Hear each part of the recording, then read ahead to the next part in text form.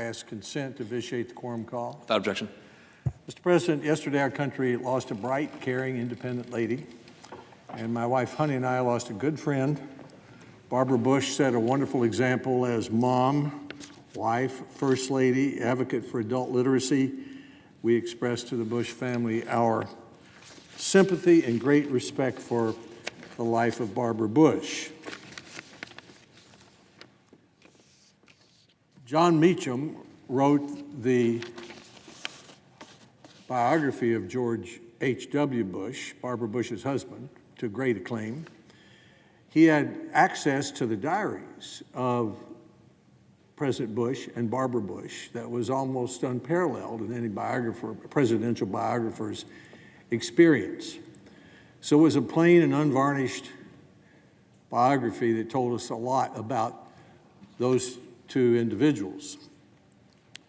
I thought a better name for John Meacham's book, it was named Destiny and Empower, and it must have been properly named because it sold a lot, would be The Last Gentleman. And if I were to make a really accurate suggestion about the title for the book, I would call it The Last Gentleman and His Lady, or maybe The Last Gentleman and His Very Independent Lady, because Barbara Bush was a very independent lady. I remember it was 1991 and the lawn, it was a sunny day and we were walking on the south lawn of the White House. I was the education secretary and I was walking with President and Mrs. Bush to the announcement of his GI Bill for Kids, which was his school choice program for low-income children. As we walked along, Barbara Bush turned to President Bush and said, "George, you've got on the wrong pants." He had a suit coat on from one suit, and he had pants on from another suit. So she said to him, to the president, "You go on back in and change clothes, and Lamar and I will wait here for you," which we did, and he did. On another occasion, President Bush invited my wife and me to join Barbara and the president at Ford's Theater. And of course, presidents travel with great security in a big car. And so as the protocol goes, he got out first. And as she was about to get out, she said, "I'll get the door, George." So on still another occasion, I was sitting next to Barbara and George Bush, and the president was called on to make some remarks. And he leaned over to his wife and said, "Barb, what should I talk about?" And she whispered back very loudly, "About 5 minutes, George." Barbara Bush was quite a woman. She said what she thought. When a second one of her sons decided to run for president, she was reported to have said, "I think we've had enough Bushes." When I ran for president in 1999 against her other son, I made what I thought, and certainly by today's standards, some very mild comments disagreeing with him about something, and I heard from Barbara Bush about what I had said about her son, George W. Bush. Not many of us think how difficult it must be to be the spouse of a president of the United States, all that one goes through.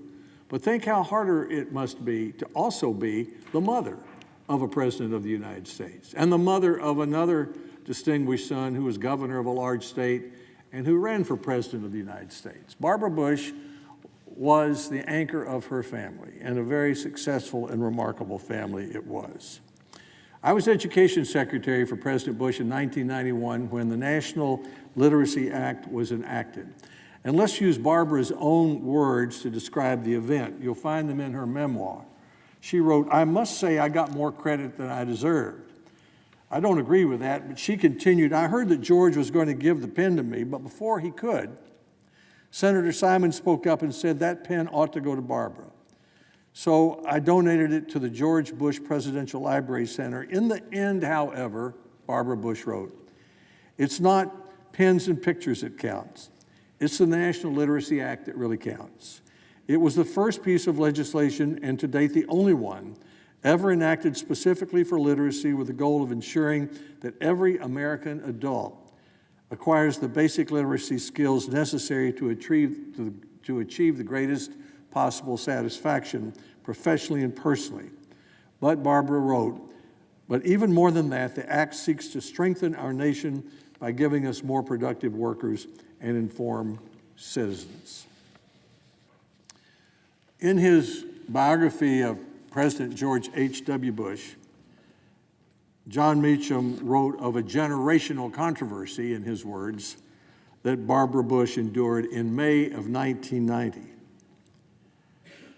She was invited to her alma mater, not her alma mater, to Wesley College, to speak at graduation and receive an honorary degree. But she was being criticized by Wellesley's young women because, as President Bush put in his own diary, and these are President Bush's words, because she hasn't made it on her own, because she's where she is because she's her husband's wife. What's wrong with the fact that she's a good mother, President Bush wrote in his diary? A good wife, a great volunteer, a great leader for literacy and other fine causes, nothing but to listen to these elitist kids there is. Mrs. Bush invited Mrs. Gorbachev, who was visiting the White House, to go along with them. There she confronted the issues of work and family and the role of women head on, delivering a well-received commencement address. She put the audience at ease by saying early on that one day, I'm sure that someone in this audience will grow up to become a spouse of the President of the United States. And I wish him well, she said. She also said, maybe we should adjust faster. Maybe we should adjust slower. That is what she told the graduates. But whatever the era, whatever the times, one thing will never change: fathers and mothers. If you have children, they must come first. You must read to your children, and you must hug your children, and you must love your children. Your success as a family, our success as a society, depends not on what happens in the White House, but what happens in your house. Barbara Bush to the Wellesley graduates in 1990. The country is expressing to the Bush family, as I am trying to today, our great respect for Barbara Bush's life. President Bush, George H.W. Bush, has sent a response to those of us who've sent our condolences. And I'd like to close with the President's own words about his wife, Barbara. This is what George H.W. Bush said: I always knew Barbara was the most beloved woman in the world, and in fact, I used to tease her that I had a complex about that fact. But the truth is, the outpouring of love and friendship being directed at the enforcer, President Bush's words, is lifting us all up. We have faith she's in heaven, and we know life will go on as she would have it. But President Bush says, so cross the Bushes off your worry list. Barbara Bush. I thank the President. I yield the floor.